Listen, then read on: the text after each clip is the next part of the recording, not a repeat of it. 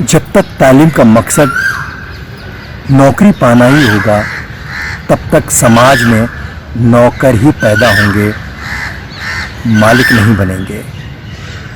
Education, تعلیم کا مقصد یہ ہوتا ہے کہ ہم وہ علم حاصل کریں جس سے ہمارے اندر چھپی ہوئی صلاحیتیں اجاگر ہو سکیں، ہمیں کانفیڈنس بلٹ اپ ہو، جس سے زندگی کے ہر شعبے میں، ہر فیلڈ میں ہم ترقی کر سکیں۔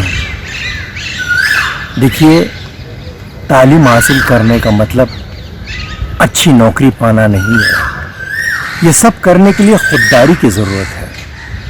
یہ خودداری ہے کیا؟ یہ خودداری کسی بھی اس کی ڈگری کسی بھی یونیورسٹی سے نہیں ملتی۔ خودداری عقل کے استعمال سے ملتی ہے، خودداری غور و فکر کرنے سے ملتی ہے، خودداری علم کو سمجھ کر پڑھنے سے ملتی ہے، خودداری اپنے آپ کو جاننے سے ملتی ہے۔ خودی کو کر بلند اتنا کہ ہر تقدیر سے پہلے خدا بندے سے خود پوچھے، بتا تیری رضا کیا ہے۔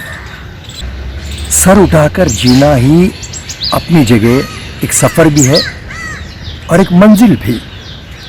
اپنا ہی سنگلاخ بدن پاش پاش کر، اپنا ہی سنگلاخ بدن پاش پاش کر، تجھ میں جو دفن ہے وہ خزانہ تلاش کر۔